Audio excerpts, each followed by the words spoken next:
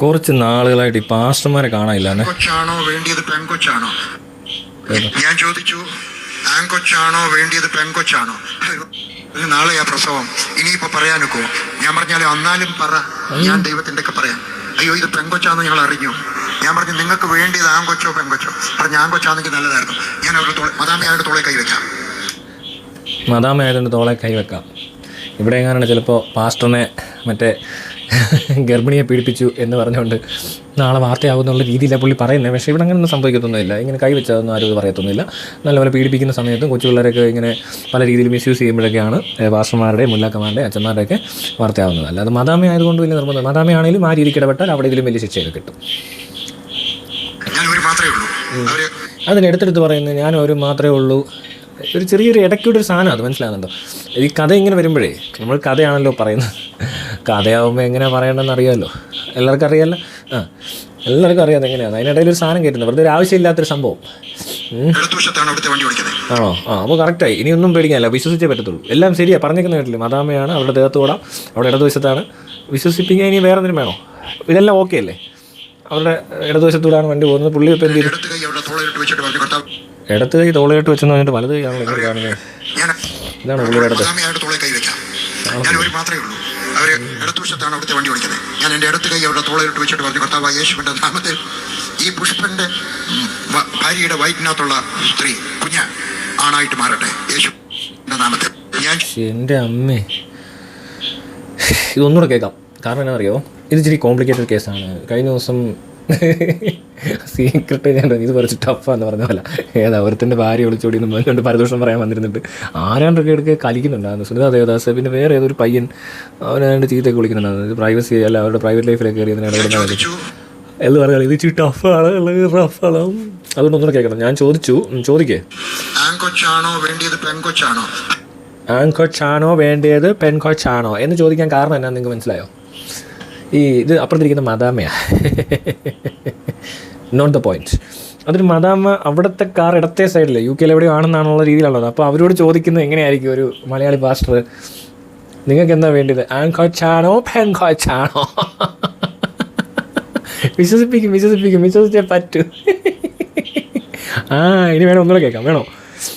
ആ പറഞ്ഞതിൻ്റെ ഒരു ഇത് കുറേ നാളെ ഇങ്ങനത്തെ ആൾക്കാർ കണ്ടിട്ട്. ഞാൻ ചോദിച്ചു, ആൺകൊച്ചാണോ വേണ്ടിയത് പെൺകൊച്ചാണോ?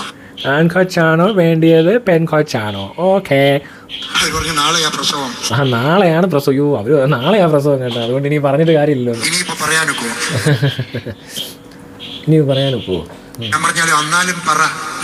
എന്നാലും ഒന്ന് പറഞ്ഞേക്ക്. ഞാനൊന്ന് നോക്കാം, ഒന്ന് ട്രൈ ചെയ്യാം. നമുക്ക് ഇങ്ങനെയൊക്കെ ട്രൈ ചെയ്ത് ഒപ്പിക്കാൻ അറിയാമല്ലോ. കേരളത്തിൻ്റെ പ്രളയ സമയത്തും ഉരുൾപൊട്ടൽ സമയത്തും ഒന്നും ഒരു ആകെ ഉണ്ടായത് വലിയ പള്ളിയിലൊക്കെ ആൾക്കാർക്ക് കയറി കിടക്കാനുള്ള സൗകര്യം ഉണ്ടാക്കി കൊടുത്തു. അതാ ബിൽഡിംഗ് കൺസ്ട്രക്ഷൻ്റെ മികവുകൊണ്ടോ അതിനകത്ത് അത്ര ആൾക്കാരെ അക്കോമഡേറ്റ് ചെയ്യാനുള്ള സ്ഥലം ഉണ്ടാകുന്നതുകൊണ്ടും നടന്നു പോയതാണ്. ചില പള്ളിയിലൊക്കെ വെള്ളം കയറി, അമ്പലത്തിലൊക്കെ വെള്ളം കയറി, പിന്നെ ചില പള്ളിയിലെ മദ്ബഹായിലൊക്കെ ഇതേപോലെ തന്നെ ചത്ത എലിയൊക്കെ അങ്ങനെയൊക്കെ ഇരിക്കുന്നത്. അതാണ് ഫ്ലഡ് ഉണ്ടായപ്പോൾ കാണുന്നത്. ഇഷ്ടം പോലെ പള്ളിയിലും അമ്പലത്തിലും ഈ പറഞ്ഞ പോലെ മോസ്കിലൊക്കെ വെള്ളം കയറി അങ്ങ് ഇറങ്ങിയത്. പിന്നെ അതുപോലെ തന്നെ ഇതെല്ലാം ഈ മറ്റേ ആൾക്കാരൊക്കെ അപ്പോൾ തൂർന്നൊക്കെ അറിയാമല്ലോ, ഒഴുകി വരും ഇങ്ങനെ. ഇങ്ങനെ ഒഴുകി വന്ന ഏതോ ശിവൻ്റെ പ്രതിമയിലൊക്കെ ഇരിക്കുന്നത് കണ്ടു. ഗാന്ധിജിയുടെ തോളത്ത് ഇരിക്കുന്നത് തീട്ടക്കണ്ടി. അങ്ങനെയൊക്കെയാണ് അവസ്ഥ. അപ്പോൾ ആ തീട്ടവെള്ളം ഇങ്ങനെ ഒലിച്ച് വരുമ്പോൾ അതിനടിയിൽപ്പെട്ട വിഗ്രഹങ്ങളുടെ മുന്നിൽ വീണ്ടും പോയി പ്രാർത്ഥിക്കുന്ന മണ്ണന്മാരൊക്കെ ഇവിടെ ഉണ്ട്. ഞാൻ പറയാമെന്ന് ദൈവത്തിൻ്റെ അടുത്ത്. അവർ ഒന്നാലോചിച്ച് ചെയ്യേ, ഈ പറയുന്ന കപ്പിളാരും ആയിക്കോട്ടെ, അല്ലെങ്കിൽ ഒരു സ്ത്രീ ആയിക്കോട്ടെ, അവരിപ്പോൾ അവർക്കിപ്പോൾ ആൺകൊച്ചിനെ വേണോ പെൺകൊച്ചിനെ വേണോ എന്നുള്ള ദൈവത്തിൻ്റെ അടുത്ത് അവർ നേരത്തെ അങ്ങ് പറഞ്ഞിരുന്നു എന്ന് വിചാരിക്കുക. എന്നാ പറഞ്ഞതെന്നറിയാം, കൊച്ചിലെ എങ്ങാണ്ട് പറഞ്ഞു, പിന്നെ അത് കഴിഞ്ഞ് കല്യാണം കഴിക്കുന്നതിന് മുമ്പ് പറഞ്ഞു, പിന്നെ കല്യാണം കഴിച്ച് കഴിഞ്ഞ് രണ്ടുപേരോട് ഒന്നിച്ച് പറഞ്ഞു. അതിനിടയ്ക്ക് അവരുടെ അമ്മയെപ്പം ഇരുന്ന് ചോദിച്ചു, മോനെ ആണാണോ പെണ്ണെണ്ണാന്ന് വെച്ചാൽ അത് അവിടെ എല്ലാം ആണെന്ന് പറഞ്ഞിട്ട് കർത്താവ് ദൈവം ആരാന്ന് വെച്ചാൽ കേട്ടില്ല. അവരൊന്നും പറഞ്ഞാൽ കേൾക്കത്തില്ല. പ്രത്യേകം ഇതുപോലത്തെ ടീം വരണം കേൾപ്പിക്കാൻ. കണ്ടിട്ടില്ലേ കർത്താവിനോട് ഇവരാ പറയുന്നത്. ഈ ഇടയ്ക്ക് നിൽക്കുന്ന ടീംസ് ഉണ്ട്, ഇവർക്ക് മറ്റേ അറിയാം, ലാംഗ്വേജ് പറയാം. അമ്പട ചിങ്കടി ചുമ്പട പറഞ്ഞ് കളയും. അപ്പോഴത്തേക്കിന് കർത്താവ് അമ്പട ചിങ്കടി ചുമ്പടാ ഉടനെ ഇവിടെ നിന്ന് തിരിച്ചങ്ങോട്ട് ചുമ്പടി ചിങ്കടി ചങ്കട ചിങ്കടി ഉടനെ മറ്റേ പരിശുദ്ധാത്മാവെന്ന് പറയുന്നത്. പരിശുദ്ധാത്മാവ് തിരിച്ചിങ്ങോട്ട് പറയും, കുക്കി ആൺകൊച്ചിരിക്കട്ടെ. അവർ പെങ്കൊച്ചാന്ന് അറിഞ്ഞു. അവരപ്പോൾ എന്തോ സ്കാൻ ചെയ്ത് മനസ്സിലാക്കിയിട്ടുണ്ട് കേട്ടോ. അപ്പോൾ ശാസ്ത്രം തോറ്റു, പാസ്റ്റർ ജയിച്ചു. ആ സീനാണ് കേട്ടോ നടന്നുകൊണ്ടിരിക്കുന്നത്. പെൺകുട്ടി ആൺകുട്ടി ആക്കുന്ന പാസ്റ്റർ എന്ന് പറഞ്ഞുകൊണ്ട് നാളെയല്ലേ പ്രസവം, റെഡിയാക്കാം. പെണ്ണ് കൊച്ച് ആണായിട്ട് എക്സ്ചേഞ്ച് ഉണ്ടോന്ന് ആൺകൊച്ചോ പെൺകൊച്ചോ പറഞ്ഞ ആൺകൊച്ചാണെങ്കിൽ നല്ലതായിരുന്നു. ആൺകൊച്ചാറിനെ നല്ലതായിരുന്നു ഒന്ന് പറഞ്ഞു നോക്കുക. ആൺകൊച്ചാണ് നല്ലതായിരുന്നു. അപ്പോൾ അവർ പറഞ്ഞ നടക്കത്തില്ലെന്ന് അവർക്കും അറിയാം. ചില മാസ്റ്റർമാരോ അച്ഛന്മാരോ മുല്ലാക്കന്മാരോ സ്വാമിമാരോ ഒക്കെ പറയുമ്പോഴാണല്ലോ കാര്യങ്ങൾ നടക്കുന്നത്. അതിൻ്റെ റീസൺ എന്താണെന്ന് വെച്ചാൽ ഇവർക്ക് ഭാഷ അറിയാം, ദൈവമായിട്ട് കമ്മ്യൂണിക്കേഷൻ ഉണ്ട്. ഇവരിടയ്ക്ക് ഇരുന്ന് ഇങ്ങനെ കമ്മ്യൂണിക്കേറ്റ് ചെയ്തുകൊണ്ടിരിക്കും. നമ്മളൊന്നും വിചാരിച്ചാൽ അങ്ങനെ കമ്മ്യൂണിക്കേറ്റ് ചെയ്യാൻ പറ്റത്തില്ല. നമ്മൾ അഥവാ കമ്മ്യൂണിക്കേറ്റ് ചെയ്താലും ഞാനിപ്പോൾ പറയാം, ഞാൻ ദൈവമായിട്ട് കമ്മ്യൂണിക്കേഷൻ ഒന്നും ഇവർ വിശ്വസിക്കത്തില്ല. ആരാ സ്ഥിരമായിട്ട് ഇത് വിശ്വസിക്കുന്ന ആൾക്കാർ പോലും വിശ്വസിക്കത്തില്ല. അങ്ങനെ കുഴപ്പമുണ്ട്. ആൺകൊച്ചാണോ വേണ്ടിയത് പെൺകൊച്ച്? തുടക്കത്തിലെത്തിയില്ല, ഇതിങ്ങനെ അവിടെ എത്തി. ഞാൻ ഒരു മാത്രമേ ഉള്ളൂ. അവര് എടുത്തു നല്ലതായിരുന്നു. അങ്ങനെ മദാമിയായിട്ട് തോളെ കൈ വെക്കാം. അത് നമ്മൾ നേരത്തെ പറഞ്ഞല്ലോ. നമ്മൾ പറഞ്ഞ് കഥ പറയുന്നതിനിടയിൽ ഒരു ഇടവേളയ്ക്ക് ശേഷം എഫക്റ്റ് കൊണ്ടുവന്നായിരിക്കും. ചെറിയ ഗ്യാപ്പ് ഇട്ട് അടി ഉണ്ടാകത്തുള്ളൂ സിനിമ. എനിക്ക് ശ്രദ്ധിച്ചിട്ടുണ്ടോ? അതിനൊക്കെ ചെറിയ കോമഡിയൊക്കെ പറഞ്ഞു തരും. ഇയാൾ കോമഡി പറയത്തില്ല, വേറെ ആൾക്കാരുണ്ട് കോമഡിയോടെ കൂട്ടുവാനുണ്ടായാലും ഗ്യാപ്പിൽ. അപ്പോൾ എല്ലാവരും എന്ന് ചിരിക്കുകയൊക്കെ ചെയ്യുമായിരുന്നു. പിന്നെ ഒരു പാട്ടൊക്കെ അങ്ങ് പാടും. അതിൻ്റെ ഒരു സ്റ്റൈലുണ്ട്, ശ്രദ്ധിച്ചറിയാം. ഇതിന് ഇത്ര മിനിറ്റ് ഇടവിട്ട് ഒരു ഫോർമാറ്റാണ്. ഇപ്പോൾ സിനിമയിലൊക്കെ ഉണ്ട്. തമിഴ് സിനിമ കാണുമ്പോൾ ആദ്യം ചിലപ്പോൾ ഒരു ഫ്ലാഷ് ബാക്ക് കൊച്ചിൽ നടന്ന സംഭവങ്ങളൊക്കെ ആയിട്ട്, പിന്നെ അത് കഴിയുമ്പോൾ ഇവർ വന്നിട്ട് കോമഡിയൊക്കെ പറഞ്ഞ് നടക്കുന്നു. പിന്നെ ഒരു ലവ് സോങ് പാട്ട് സീനൊക്കെ വരും പെട്ടെന്ന് എവിടെയോ. അത് കഴിഞ്ഞാൽ പിന്നെ ഒരു സ്റ്റണ്ട് വരും. പിന്നെ വീണ്ടും സെൻറ്റി വരും. പിന്നെ അത് കഴിയുമ്പോൾ കോമഡി പറയാൻ തന്നെ വടിവേര് വരും. അത് വീണ്ടും സ്റ്റണ്ട് വരും, വില്ലന്മാർ വരും. അങ്ങനെ ഒരു ഫോർമാറ്റ് ഉണ്ട്. എൻ്റെ പൊന്നാളെ ഇത് തന്നെ തിരിച്ചു പോകും. ഞാൻ ഒരു മാത്രമേ ഉള്ളൂ. അവര് ഇടതുവശത്താണ് അവിടുത്തെ വണ്ടി ഓടിക്കുന്നത്. ഞാൻ എൻ്റെ അടുത്ത് കൈ അവിടെ തോളയിലിട്ട് വെച്ചിട്ട് പറഞ്ഞു, കർത്താവായ യേശുവിന്റെ നാമത്തിൽ. അല്ല, അതിന് തോളത്ത് വെച്ചാൽ വയറ്റത്തോട്ട് ഫിറ്റ് ചെയ്യാൻ പറഞ്ഞു. പണ്ടെടുത്ത് മറ്റും ഇങ്ങനെ കാണിച്ചാ കൊച്ചിനെ സാമാനത്തെ പിടിച്ച് ഞെരുക്കി കളഞ്ഞ് കർത്താവിനെ കൊണ്ട് പണ്ടെടുത്തും ചെയ്താ.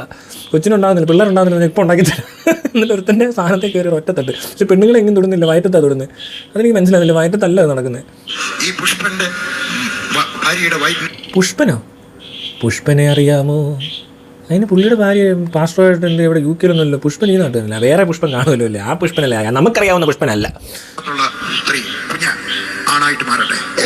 പൊളിച്ചറിയാ തകർത്ത്. എൻ്റെ അമ്മോ, ഈ പാസ്റ്റർ സൂപ്പറാടാ നീ. അതിന് അവസാനം ഇതൊരു കർത്താവിൻ്റെ നാമത്തിൽ നിന്ന് ഐറ്റം ഇടുന്നു കേട്ടോ. ഇതാണ് ഇവരുടെ വേറെ സാധനം. ഇതെല്ലാം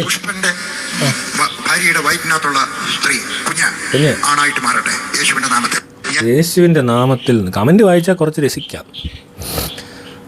ഇതാണ് ആ കൊച്ചിൻ്റെ അമ്മയെന്ന്, അലിൻ ജോസിൻ്റെ പടം. ഇതെല്ലാം കേട്ട് നിൽക്കുന്നവരെയാണ് ആദ്യം തല്ലണ്ട. അങ്ങനെയൊന്നുമില്ല. അവരെല്ലാവരും ഇതേപോലെയൊക്കെ പ്രസവിച്ചവരും ഇങ്ങനെ ആൺകൊച്ചിനെ പെൺകൊച്ചാക്കിയവരൊക്കെയാണ്. അതുകൊണ്ട് കുഴപ്പമില്ല, അവർക്കതൊക്കെ ഡൈജസ്റ്റ് ആവും. അതറിയത്തില്ല. ഇവരൊക്കെ തമ്മിലുള്ള അഡ്ജസ്റ്റ്മെൻറ്റ് എന്താണെന്നറിയോ? ഇങ്ങനെയുള്ള കാര്യങ്ങൾ പറയുമ്പോൾ അവർ വിശ്വസിക്കും, അത് അവരുടെ ജീവിതത്തിൽ സംഭവിക്കും. അതിനകത്ത് ഒത്തിരി പേര് സാക്ഷിയൊക്കെ പറഞ്ഞു കളയും, വേണം ചുമ്മാ ഇരിക്കുക, ഇദ്ദേഹത്തിൻ്റെ പേരിൽ കേസ് എടുക്കേണ്ടതല്ലേ, പെൺകൊച്ചിനെ ആൺകൊച്ചാക്കി. ഇല്ലില്ല, അത് പ്രസവത്തിന് മുമ്പ് കുഴപ്പമില്ല, അത് വേറെ.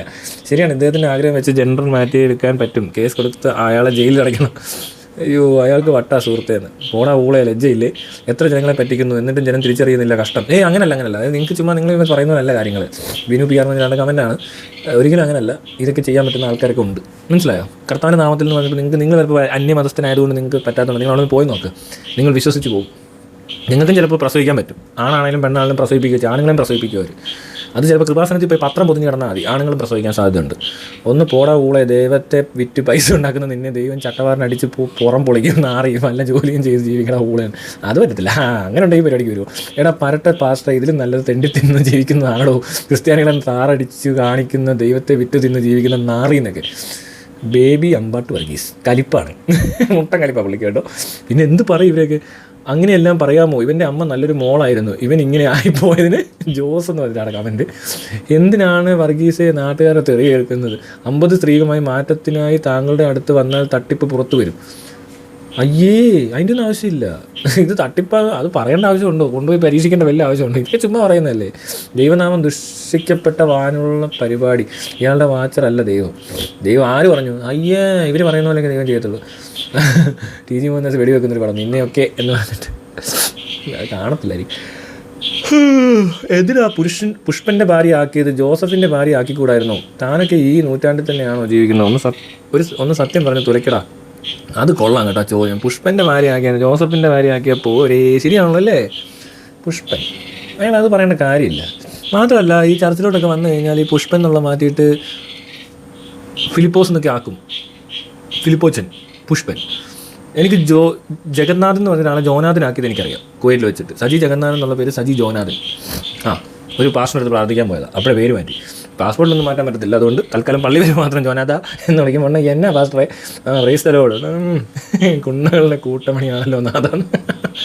ഇത് അച്ചായന്മാർക്ക് വട്ടായതാണോ അതോ പ്രാർത്ഥിക്കാൻ വേണ്ടി വന്ന കുഞ്ഞാടുകൾക്ക് വട്ടായതാണോ? വട്ടല്ല ഇത്. ഇതൊക്കെയാണ് റിയാലിറ്റി. ഇതാണ് സത്യം. ഇത് ദൈവമാണ്, ദൈവവചനമാണ് നിങ്ങൾ കേട്ടുകൊണ്ടിരുന്നത്. മനസ്സിലായി? കർത്താവിൻ്റെ നാമത്തിലാണ് ഈ പരിപാടി നടക്കുന്നത്. എന്തിനാണ് നാളെ ഇങ്ങനെ ജീവിക്കുന്നത്? ചേട്ടാ അതുകൊള്ള എല്ലാവർക്കും നിങ്ങൾ ജീവിക്കുന്നവരെ ജീവിക്കാൻ പറ്റും. മിസ്റ്റർ സജി ഗോപാൽ അഞ്ചൽ എന്ന് പറയുന്ന സ്ഥലമല്ലേ? ഈ ആധുനിക കാലഘട്ടത്തിൽ ഇവൻ എന്താണ് പറയുന്നത്? ചെറ്റത്തരം പറയുന്ന ഊള. ഇത് വിശ്വസിക്കാനും കേൾക്കാനും ഇവനേക്കാൾ വലിയ ചെറ്റകൾ വേറെയും. വർഗീസ് തോട്ടപ്പള്ളി അങ്ങനെ വലിയ സുഖിക്കുന്നില്ല. ഇത് ഇപ്പോൾ കമൻറ്റ് കണ്ടോ?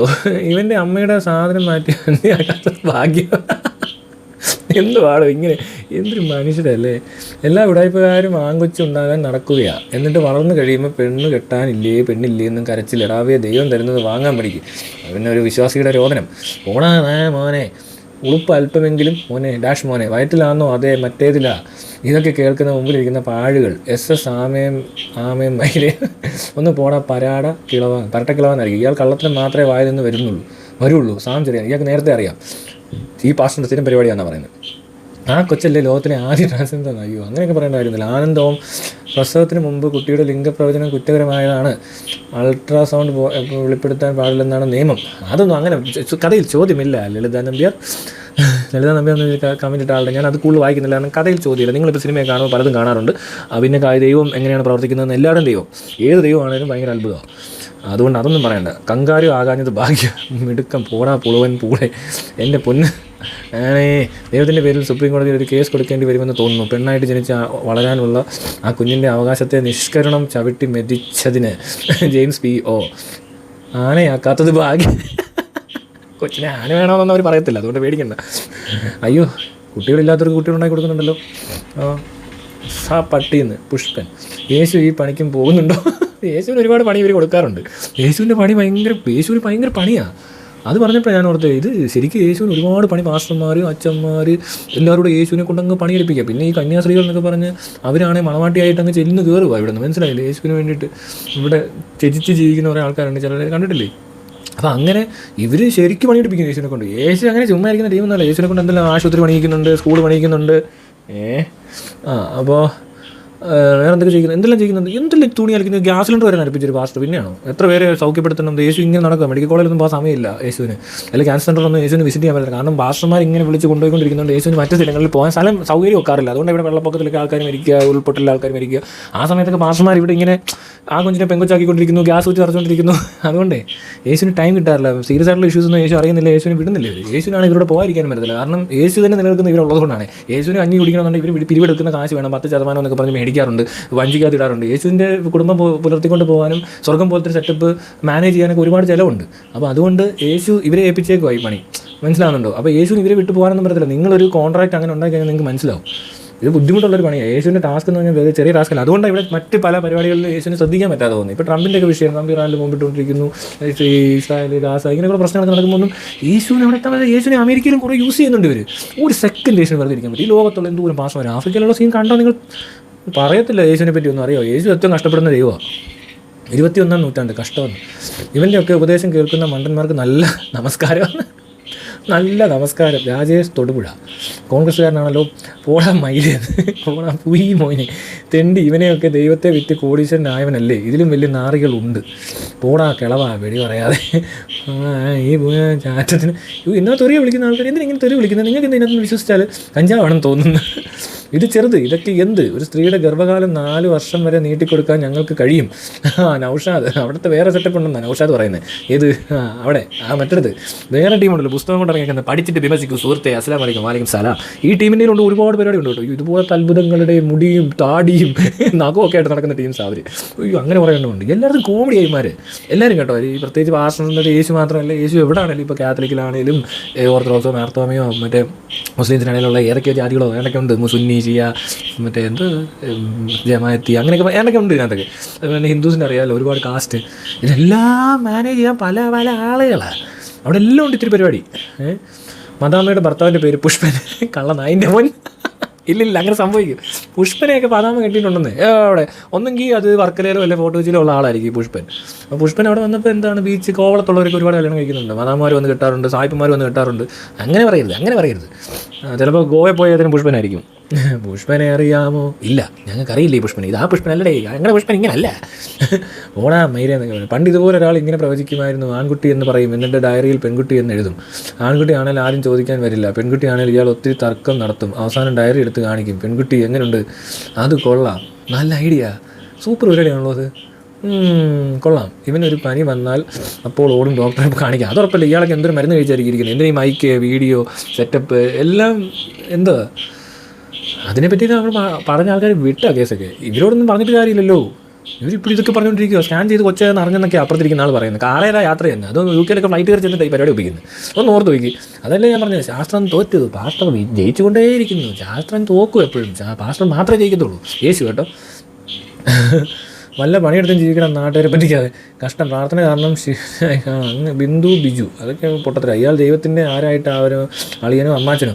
അല്ലല്ല, അളിയനോ അമ്മാച്ചനോ എന്നല്ല, ദൈവത്തിനെ തന്നെ. ഞാൻ പറഞ്ഞില്ല നേരത്തെ, തീറ്റിപ്പോറ്റുന്ന ആൾക്കാരാണ് ഇവരെല്ലാവരും കേട്ടോ. ഈ പുരോഹിതന്മാരെന്ന് പറയുന്നവർ മിക്കവരും. വേറെ ചില പാവപ്പെട്ട പുരോഹിതന്മാരുണ്ട്, അവർ ആ മനുഷ്യരുടെ ഇടയിലുള്ള പ്രശ്നങ്ങൾക്ക് വേണ്ടിയിട്ടൊക്കെ വർക്ക് ചെയ്യുന്നവരൊക്കെ ഉണ്ട്. നല്ല ആൾക്കാരൊക്കെ ഉണ്ട്, ഇല്ലെന്നൊന്നും പറയാൻ പറ്റത്തില്ല. പക്ഷേ ഇങ്ങനെ കുറച്ച് പേരുണ്ട്, ഇവരില്ലെങ്കിൽ അവർക്ക് നിലനിൽപ്പില്ല. കാരണം യേശുവിനെ ഇങ്ങനെ വർക്ക് ചെയ്യിച്ചിട്ട് വേണം പൈസ ഉണ്ടാക്കുക, മനസ്സിലായോ? അല്ലാതെ ഈ നാട്ടുകാരുടെ ഇറങ്ങി ഓരോ പണിയൊന്നും ചെയ്തൊന്നും കാശുണ്ടാകത്തില്ല. മാത്രമല്ല പലരും സഭ വിട്ടൊക്കെ പോയി കളയും. ഇങ്ങനത്തെ പരിപാടിയൊന്നും യേശുവിനെ അവിടെ കൊണ്ട് നിർത്തിയില്ലേ. ഞാൻ പണ്ട് പറയത്തില്ല, യേശു തന്നെ ഇവനിങ്ങനെ തുടലിട്ട് കെട്ടി പട്ടിയൊക്കെ കൂടെ നിർത്തിയേക്കുന്ന പോലാണോ എന്ന് എനിക്ക് അറിയത്തില്ല. വണ്ടി ഞാൻ അങ്ങനെ സംശയിച്ചിട്ടുണ്ട്. യേശുവിനൊക്കെ എന്ന് പറയുമ്പോൾ ഇങ്ങനെ യേശു തൊട്ട് എന്ന് പറയുമ്പോൾ എൻ്റെ യേശുവിനെ ഇവിടെ കൂട്ടിനകത്താണോ കൊണ്ടിരുന്നത് അതോ ചങ്ങലക്കിട്ടാണോ കൊണ്ടിരുന്നത് എനിക്കറിയത്തില്ല. കാരണം ഇയാൾ പറയുമ്പോൾ യേശു ചാടി കടിക്കുന്നുണ്ട്. ഈ പറയുന്ന ആൾക്കാരൊക്കെ തൊടുന്നുണ്ട്.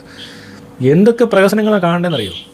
അല്ലാത്തപ്പോൾ യേശു ഇവരെ കാണത്തില്ല. ഇവർ പറയും മാത്രം യേശു ഇങ്ങനെ കണ്ണൊക്കെ അടച്ചാൽ തോന്നിയിരിക്കും. അത് പെട്ടെന്ന് മിന്നൽ പോലെ വന്നിട്ട് പോകണം. എന്ത് വിളിച്ചു, എന്ത് പ്രശ്നം, ഓക്കെ തൊടണമല്ലേ, തൊട്ടു, സൗഖ്യപ്പെട്ടോ, ഓക്കെ പോവാം. സൗഖ്യപ്പെട്ടെന്ന് ചോദിക്കണ്ട, അറിയാം യേശു തൊടുമ്പോഴേ സൗഖ്യമാണ്. അതുകൊണ്ട് യേശു ഇങ്ങനെ തൊട്ട് ഇങ്ങനെ നടക്കുവാൻ തോന്നി. ഇവിടെ എല്ലാം കൂടെ ഇവർ വിളിക്കുമ്പോൾ എല്ലാം പോയി തൊടുക. സ്പർശിച്ചു, യേശുവിനെ സ്പർശിക്കുന്നു. മതിയാളിയാ, ഇനി വയ്യ, പിന്നെ എപ്പോഴും കൂടുതൽ വേറെ ഉണ്ടാക്കാം. അല്ല, ഈ കേസ് വന്നാൽ തന്നെ എനിക്ക് ഭയങ്കര ഒരുപാട് തമാശകൾ ഇങ്ങനെ തോന്നിക്കൊണ്ടേയിരിക്കും. അതെങ്ങനെയാണെന്ന് എനിക്കറിയത്തില്ല.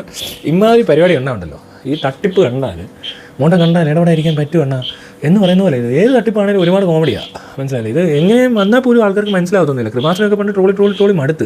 ഞാനിപ്പോൾ കൃപാസനത്തിൻ്റെ മുന്നിൽ കൂടെ ഒക്കെ വണ്ടി പിടിച്ച് പോകുമ്പോൾ അവരെല്ലാം ഈ ഇങ്ങനെയൊക്കെ നിൽക്കുന്ന ആൾക്കാർ, ഇത് കാണാൻ പോകുന്നവർ, ഇത് കേട്ട് വിശ്വസിച്ച് വരുന്നവർക്ക് തലയ്ക്ക് വെളിവുണ്ടാവുമോ? വെളിവില്ല. പലരും സൈക്യാട്രിക് കേസുകളാണ് അവിടെ വരുന്നത്. അവർക്ക് ട്രീറ്റ്മെൻറ്റും ഇല്ല, ഒന്നുമില്ല. ഇവിടെയൊക്കെ ഇങ്ങനത്തെ സ്ഥലങ്ങളൊക്കെ പോയി വാങ്ങി വിളിച്ച് തുള്ളി അവിടെ കാണിച്ചിട്ട് പോവുക ആൾക്കാർ, മനസ്സിലായാലോ? പ്രോപ്പർ കെയർ ഒന്നും കിട്ടുന്നില്ല. മിക്കൊരു സൈക്യാട്രിക് കണ്ടീഷൻസ് അവിടുത്തെ. അവിടെ നിൽക്കുന്ന കണ്ടാൽ അറിയാം, ഓരോരുത്തർ മുഖത്തോട് നോക്കി അറിയാം അവർക്ക് പ്രശ്നമുണ്ടെന്ന്.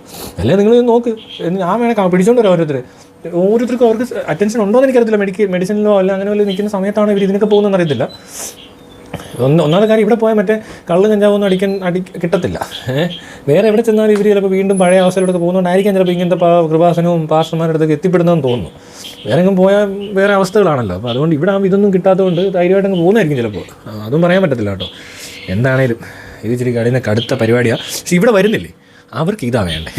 അവരുടെ മുന്നിൽ ഇരിക്കുന്ന ആൾക്കാരെ സാറ്റിസ്ഫൈ ചെയ്യുന്ന പരിപാടിയാണല്ലോ നടത്തുന്നത്. ഇപ്പോൾ എന്താ പറയുക, വേടൻ ഇനി എന്ത് പാട്ട് പാടുമെന്ന് ചോദിച്ചാൽ, വേടൻ ഈ പൊളിറ്റിക്കൽ ഇത്ര ഹെവി സാധനം, അല്ലെങ്കിൽ ഇങ്ങനത്തെ എന്താ പറയുക ജാതിയും അല്ലെങ്കിൽ ഇങ്ങനത്തെ സോഷ്യൽ പ്രശ്നങ്ങളും പിന്നെന്താ ഇവൻ്റെ ഈ റാപ്പ് അങ്ങനെ പറ്റത്തുള്ളൂ. അതായത് വേടൻ നാളെ ഒരു ദിവസം ഇറങ്ങിയിട്ട് ഭയങ്കര പ്രണയഗാനമൊക്കെ പാടി കഴിഞ്ഞാൽ അത്രയ്ക്ക് കൊണ്ടത്തില്ല. പ്രണയമാണെങ്കിൽ പോലും അതിനകത്തൊരു ഇങ്ങനത്തെ രാഷ്ട്രീയം കലക്കി അവനൊരു സർവൈവറുള്ളൂ. ഇല്ല പൊട്ടും. ആ ഒരു അവസ്ഥയിലാണ് വേടൻ എന്ന് പറഞ്ഞ പോലെയാണ് ഇവരും. ഓരോരുത്തർക്കും ഓരോ പ്രശ്നങ്ങളാണ്. ഇപ്പോൾ എനിക്ക് പിന്നെ ഞാൻ പറഞ്ഞില്ല, ഞാൻ അങ്ങനെ സ്ഥിരമായിട്ടൊന്നും എന്തോ ഇതൊക്കെ പരിപാടി എന്ന് പറഞ്ഞാൽ ഞാൻ മതത്തെ ഒന്നും അധികം പിടിക്കത്തൊന്നുമില്ല. ഇടയ്ക്ക് പോകാൻ ഇടയ്ക്ക് ഇങ്ങനെ സോഷ്യൽ ഇഷ്യൂസ്, പിന്നെ ആൾക്കാർ കാണിക്കുന്ന എന്തെങ്കിലുമൊക്കെ ആയിട്ട് ഇങ്ങനെയൊക്കെ ചെയ്തു പോകുന്നു. പക്ഷേ ഞാൻ നെഗറ്റീവ് പറയാനുള്ളൂ, അത് ശരിയാണ് കേട്ടോ.